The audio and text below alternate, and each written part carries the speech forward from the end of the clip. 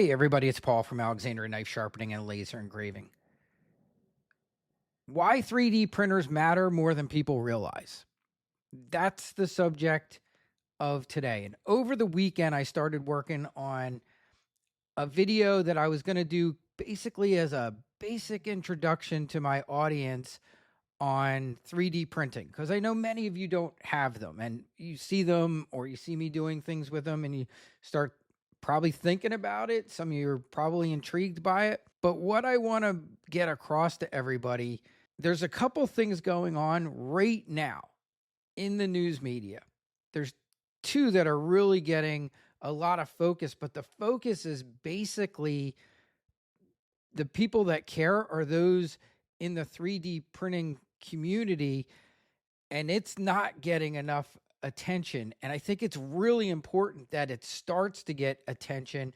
And it's one of these things that we as society need to all know at least something about this technology, because there's some misconceptions out there, and the consequences of these wrong ideas, in my opinion, are extremely detrimental and can be extremely detrimental. And that's why I changed the whole subject of what we're going to talk about today, and why I stopped doing the, hey, here's the introduction to 3D printing.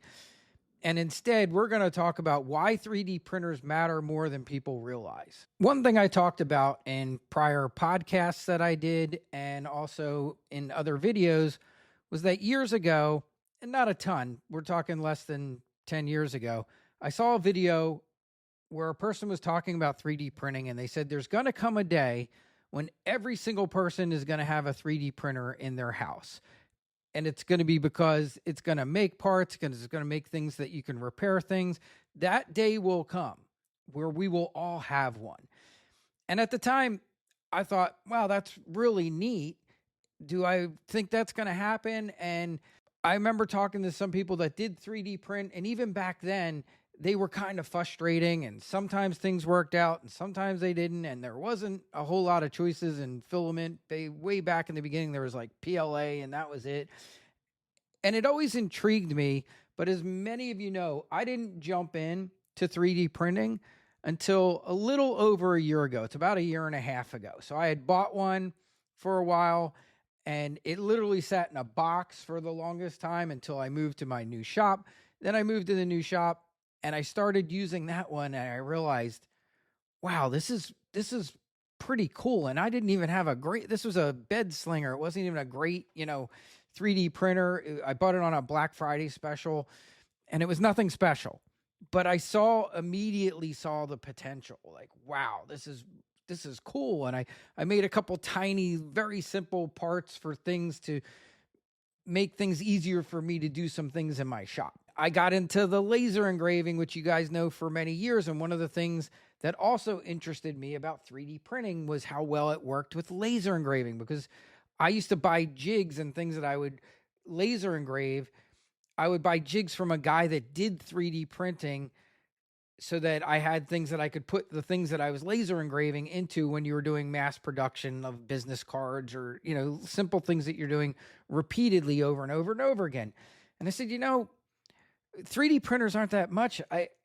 Why don't I just get my own, and then I could make my own jigs and I could buy my own stuff. And then I also realized there's a ton of free stuff out there that if you have a 3D printer that you can just print. So it really, caught my attention right away. And I went out and I bought my first really good 3D printer. And that was a little over a year ago. But even at that time, I said, you know what? I told you guys all in the podcast, I said, intrigued with 3D printing. I have no intention to start a 3D print farm. I actually said those words. I'm getting this. It's basically to make jigs for my lasers, make small parts for things. I was starting to see the potential. And I also want to say right up front here right now, I'm not an engineer. I'm not an industry expert when it comes to 3D printing whatsoever. I would say I fall in the category of an advanced business-minded user. That's the category I would put myself in. But once I started to learn what these machines were capable of doing, it changed everything for me. And in less than 1 year's time, I went from one 3D printer to 7. And I have a small print farm now. What started out as a curiosity turned into solving problems, creating useful things, improving workflows, making parts, building products, learning design, learning production, learning shipping, working with others and collaborating to create things. And that's really why I want to make this video, because I think people are massively underestimating what 3D printing means for the future, not just for business, not just for hobbyists, but for kids, education, creativity, and innovation. And that's why I want to talk about this today, because I think it's so incredibly important. So a day ago, I was watching a video of a YouTube creator who is a 3D printer, but he was talking about his school district in Florida and how they've really gone all in on industrial arts programs and teaching kids things that in my time they used to do all the time. But during my time as also the school resource officer, so I want to remind all of you, I did 25 years as a law enforcement officer. Out of those 25 years, I did 11 years in the school district where I worked in both the middle school and the high school. And this was a very disturbing trend that I saw that I did not like. And I went in and I voiced my opinion to my superintendent, and I told him why this was such an incredibly bad decision. And I am really happy to see places where this is being reversed. So this was the first positive thing that I saw. And this creator was talking about how Snap-on Tools had come in and built these incredible garage shops to teach kids to work on cars. And you could get out of his school district, these kids could be certified mechanics, and kids were getting jobs right out of high school, making $50,000 a year as mechanics. And I thought, man, this is so good to see this direction.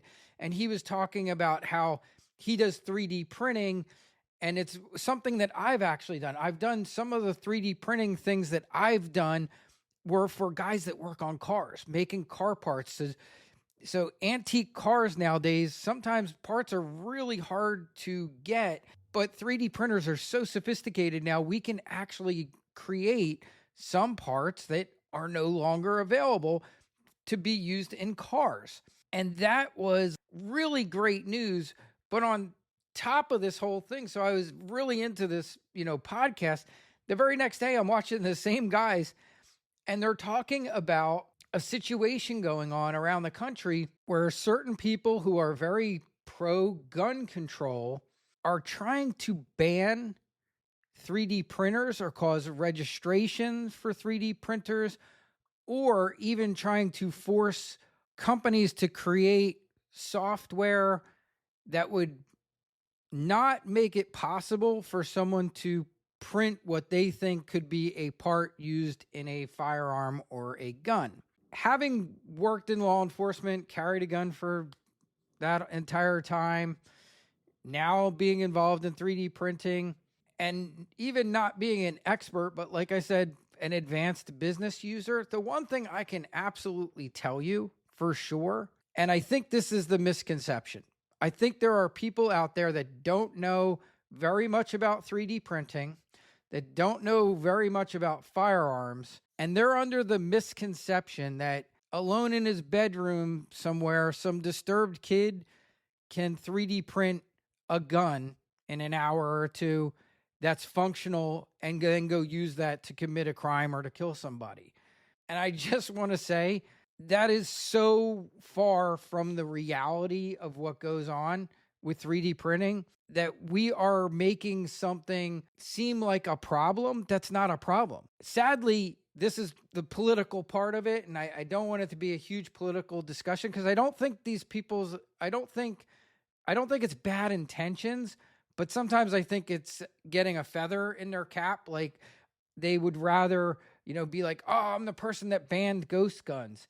And that's kind of what we're talking about here. There's a category of things that are called ghost guns. And I'm just going to briefly talk about it. I'm not going to go crazy into it. But basically, a ghost gun is something that's considered an untraceable gun, a gun with no serial number. So if someone files a complete serial number off of a gun to where you could never read it, that could be considered a ghost gun. Now, I will tell you, there are some very advanced techniques that labs have where they can still see the serial number on a gun, even if you tried to file it off. But without getting into that, and I used to be a crime scene technician, there's things I know that we can do.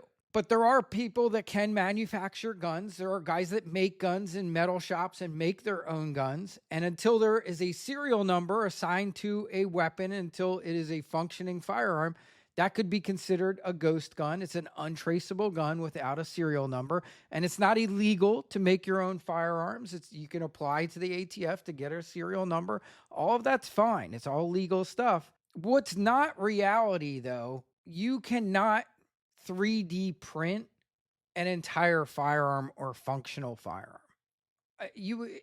And if you could, you would have to be insane to be the person to go and shoot it. But we won't go down that road too much, but I just want to explain a couple things here. So we're dealing with machines that are mostly plastic parts.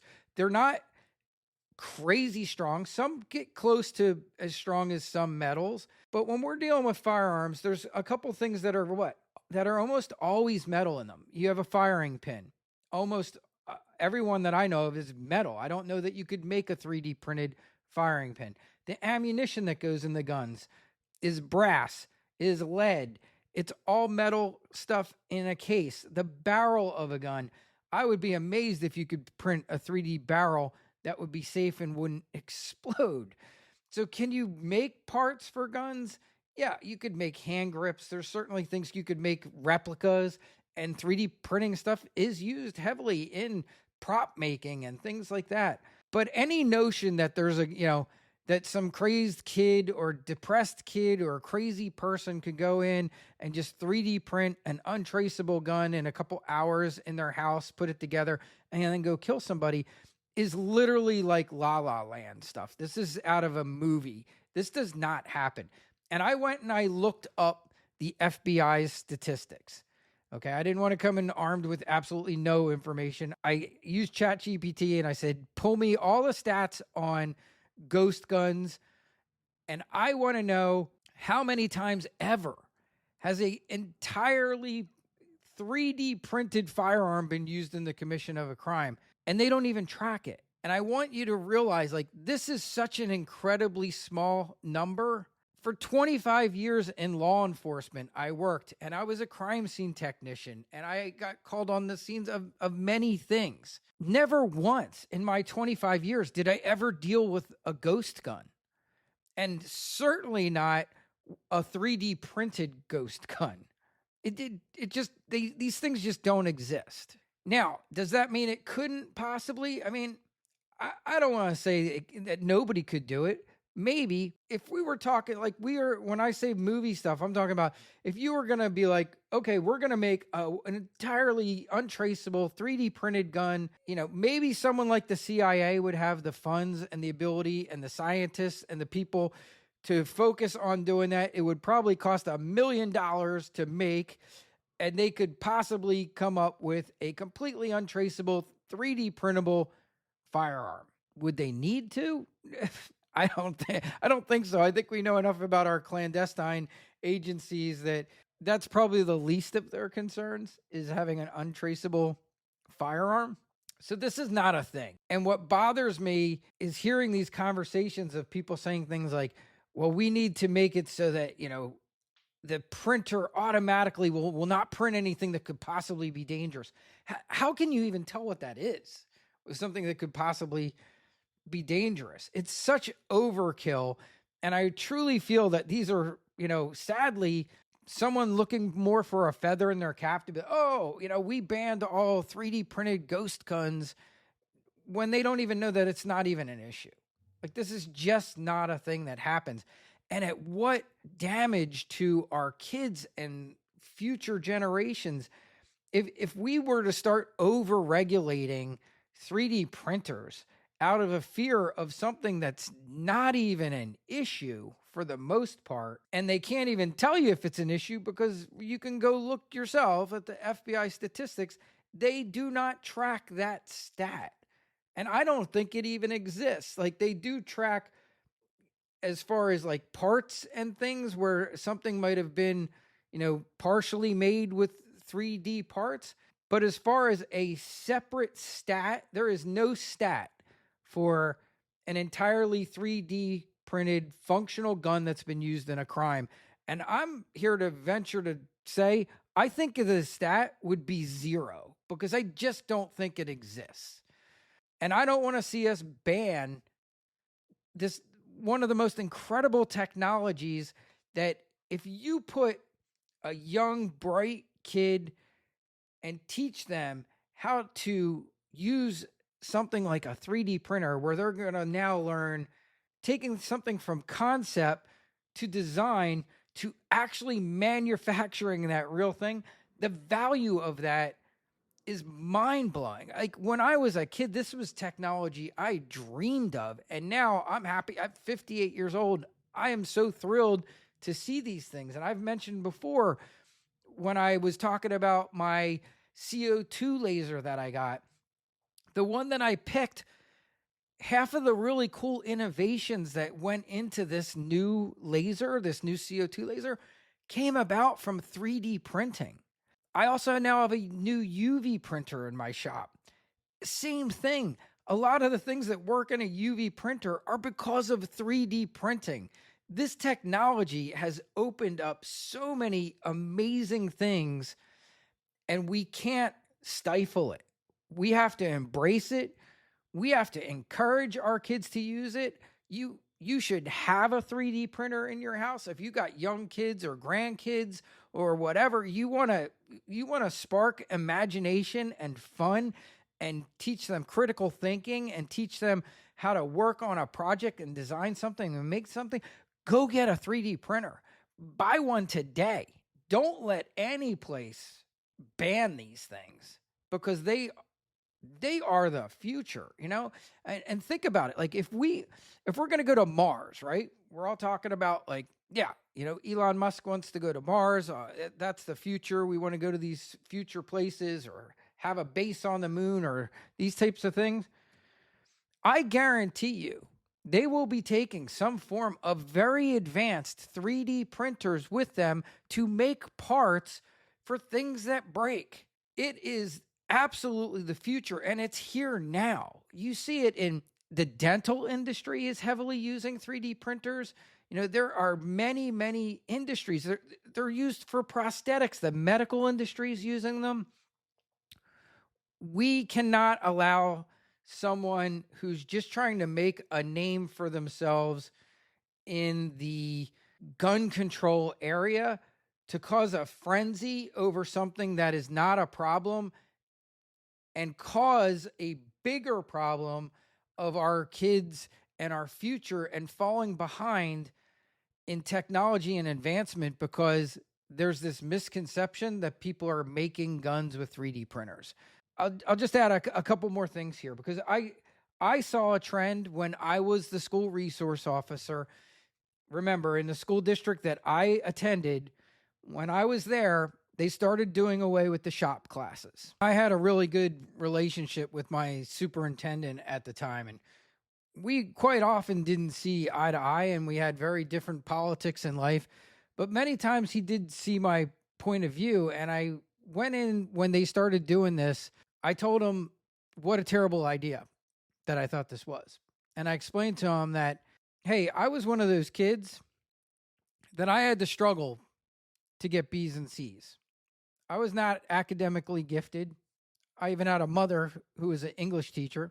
But the one thing that got me through school was that I loved wood shop, metal shop, gym, cooking, sewing, all the different culinary arts and just incredible things that we had beyond English, math, science, history. And some people, we all know them, are very mechanically inclined. And we all need in this world, we need plumbers, we need carpenters, we need people that are handy, that maybe are not going to go on to be doctors, but maybe they're really great at building things. And that was the kind of category that I always fell in. Even as a little kid, I could show you a picture of me. I think I was about 2 years old. My grandfather gave me a hammer. I carried that thing all over the place. My mom had a picture taken of me. I wasn't taking my picture without a hammer in my hand. Not everybody is going to go on to be, some nuclear scientist. Not every kid goes on to college. And we've learned, and I've seen it here where I live now in Alexandria. If I told you how many times people have come into me and said, wow, knife sharpening and all these things you got going on in here. I wish we still taught stuff like that. Or I've had parents say, oh my gosh, I have a kid that this would be so great for, but they're just getting, so many places are so hyper focused on every kid has to be college bound and not everybody's college material. And that's not a bad thing. I think we're waking up to that. But I think when we did away with all these industrial arts, we also hurt kids. And I saw it. Even when I finally left the school, I still went on to be a police officer for several years. And I remember one time I asked a kid that graduated from that school, not around the time I did, but more recent time. I asked him to hand me a Phillips head screwdriver. He didn't know what it was. We were sending these kids out with no life skills. And that's one of the things you learn when you have a cooking class and a sewing class and auto shop and metal shop and wood shop. You learn how to fix things. We all hope to own a home someday, right? We want our kids to grow up and have a house and different things. And do we want them to not be able to have a single clue about how to fix things? And then we also know those people that are going to go on to be carpenters, plumbers, heating and air conditioning repair people. Super important jobs that actually pay really well too. So I think we need to make sure, when anyone's ever talking about banning something, you really need to look at like what could be the consequences of that. And I very strongly feel that this is not a problem. And people that are wanting to ban it or heavily regulate it are incredibly misinformed about the capabilities of 3D printing. And they're under some misconception that this is somehow dangerous, because it's not. What is dangerous would be banning it and not allowing our kids to capitalize on this technology to become incredibly brilliant people and creative people and use this going forward so that they are the next people working at NASA. They are, making parts on some international space station. And honestly, if somebody like me in 1 year's time can learn this and build something useful with it, then kids growing up today with technology are going to do such amazing things that we probably can't even fathom with this if we give them the tools and the access to things like 3D printers. Now, there's one other subject I'm going to just touch on very, very briefly, because it's the other thing that's being discussed about 3D printing. And this one's really out of my area of expertise. But I do want to discuss it because I understand the issue. I kind of understand what I think would be the opposite side of the issue. And on this one, I'm very happy that there's people fighting the good fight. But let me explain to you what it is. The other issue you are going to hear about with 3D printing has to do with open source software. You will see there is a lot of people out there that have what I would say a love-hate relationship with Bambu Labs printers. Now, if you were to ask me, Paul, what is your absolute favorite printer? It's basically any printer from Bambu Labs. I love all of my Bambu Labs printers. I have an X1 Carbon, the X2C, the X2D, the H2C. I have one non-Bambu Labs printer in my setup now. I have a Flash Forge, and that's it. Those are my printers. Apparently, what happened is Bambu Labs has tried to imply that certain things in their software are proprietary and lock things down, and have done things to the software that goes against open source rules. And they've been called out by people that really understand this stuff really well. For me, it's not like a concern. And here's what I'll tell you, because I am not a computer programmer, an engineer, or any of those types of things. And keep in mind, many of the people that started 3D printing did all this stuff, and many of them still do. And that's why a lot of 3D printing content comes in the form of either extreme hobbyists making incredible replicas of stuff, or really extreme engineering stuff to that, that end of people incredibly knowledgeable about 3D printing, even when we're getting into the coding and all the different programming that's used in these machines. But I think where a huge portion of the people now coming into 3D printing kind of fall into my category. And my category is, I just want a really reliable printer that's going to work and do what I tell it to. Now, that said, I am not going to get into a fight with the 3D printing people that are like, nope, this is wrong. Bambu Labs is breaking the rules. You can't start with open source software and then later on say, it's not open source anymore, or try and change the terms of that. And there's really great lawyers out there and people that hold people to task on this. And I understand the argument, and I think it's a very legit one. They say like, hey, this was started as open source and you can use it. And if you modify it, the rules say you have to allow what you modified to be available to other people to use. And that's the nature of open source.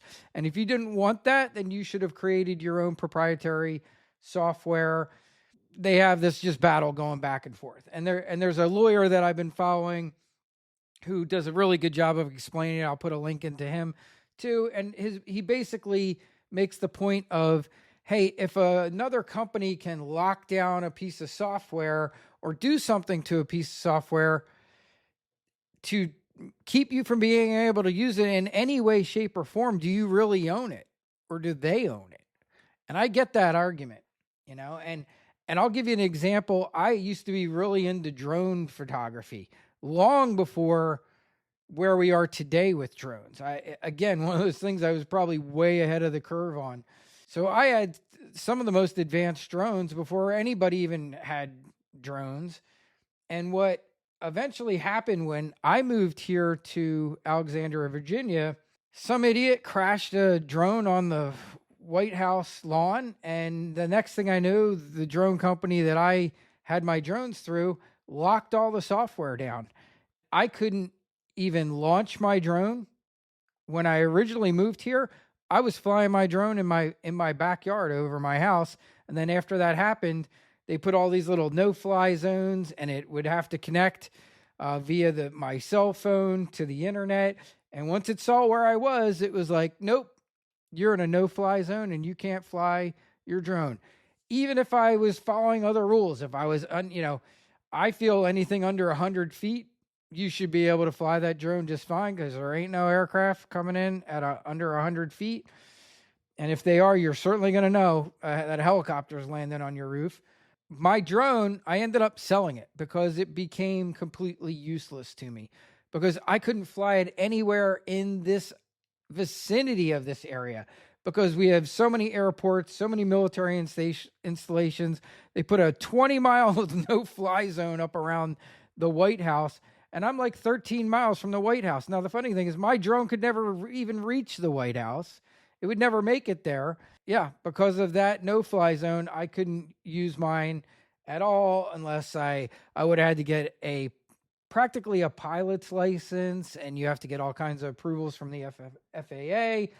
And basically, so this very cool drone that I had, that I used to do a lot of fun drone photography, and I used to take pictures for real estate agents.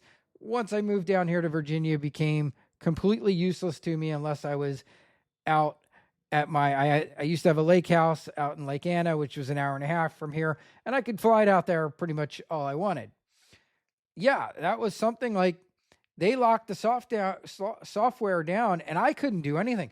Even if I only wanted to fly it 10 feet off the ground, I couldn't do it. Like maybe I wanted to work on it, make sure it was fine, and I wasn't even going to put it in any kind of serious airspace. Maybe I wasn't even going to fly it higher than the roof of my house. I couldn't do it. It would not even start because of where I was and because of the things that they did to the software.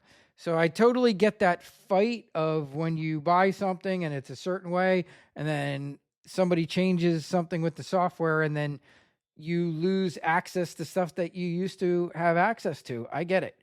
I still love Bambu Labs. I think they make the greatest printers. I've owned non-Bambu Labs printers, and they're just not as good.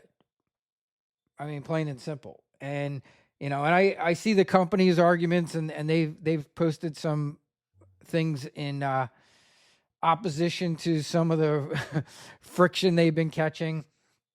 And this is one that I'm totally willing to let people that know more about that handle that. This is not a battle that I'm willing to take up because I don't know enough about it, or open source software, or the conversations of the other side of Bambu Labs side of it. But I am always happy to see people fighting for people's rights.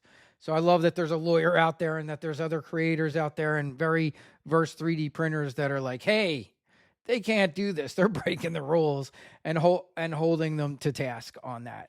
And that's where I feel on that. Now, that said, I do love Bambu Labs printers, and I encourage you guys to go out and get one. They are not terribly expensive. One of my recommendations would either be the P2S. I think is fantastic. It's used a lot from people that have print farms, or the newest one, the X2D, also really close in price, about $100 difference. Fantastic printer.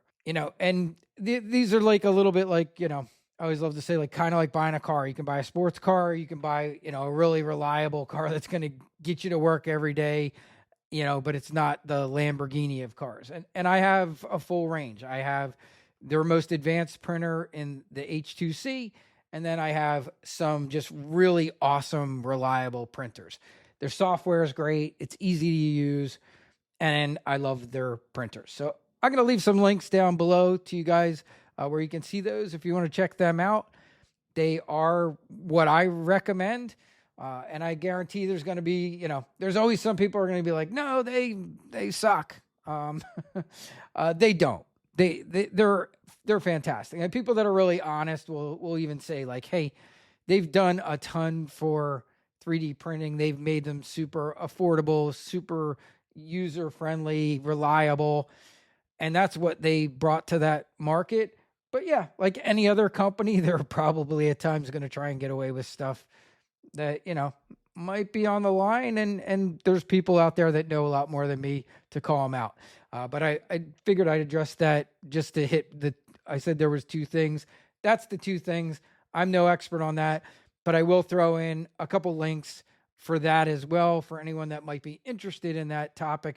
It is one also still worth looking into, probably more if you're really, really into 3D printing. That might interest you. And that's it. So I hope you guys enjoyed this. I know it was a little long, but I thought it was something that really needs to be brought up. And I hope that maybe it encourages a handful of you, or some of you, or maybe even a whole bunch of you, to be like, you know what? maybe I'll go get my first 3D printer and start using it. And, make sure your grandkids or your kids or people are using it, because it's incredible technology. It is the future. It's influencing so many other industries. And I think we need to embrace it and not be afraid of it. And that's the entire point of this video. So that's it. Have a great day, everybody. Check the description below for links to some of those things, the other videos and Bambu Labs, so you can check those out. And have a great day. And I'll talk to you soon.